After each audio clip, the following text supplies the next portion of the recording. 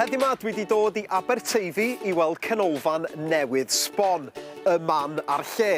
Mae'r ganolfan yma yn ganolbwynt i bob math o weithgareddau yn yr iaith Gymraeg.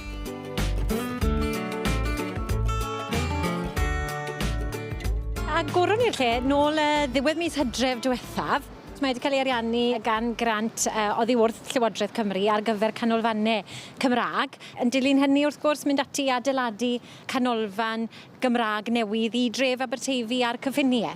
I ni fel coleg hefyd yn defnyddio'r ganolfan fel lle le i ni'n medru dod â'n myfyrwyr ni at ei gilydd ar gyfer gweithgareddau cymdeithasol trwy gyfrwng y Gymraeg. A mae'r gwagle yn ddelfrydol i wneud hynny. Dwi yma heddi gyda myfyrwyr fi, Bôn Dosbarth, i helpu'r ysgol gynradd i defnyddio'r canolfan yma. Felly mae'r myfyrwyr heddi yn gweithio gyda'r ysgol gynradd i wneud wahanol prints gyda'r artist Ruth Jen. Y tro cyntaf i fi fod yn y ganolfan yn gweithio, ac es i sioc a gweud gwir, achos falle mae'n le eitha smart i ddod â inc a paint a pethau mewn iddo fe, ond ni wedi dod i ben, a mae'r plant wedi bod yn gret, maen nhw wedi bod yn gweithgar iawn da fi heddi.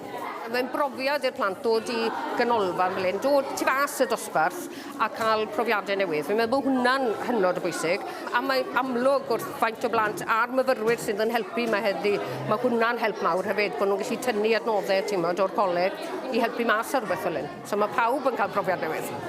Fi yma heddi yn supervisor plant gyda coleg Ceredigion oherwydd dwi'n gwneud cwrs datblygu plentyn yn y Cymraeg a cael bach mwy o experience gyda nhw.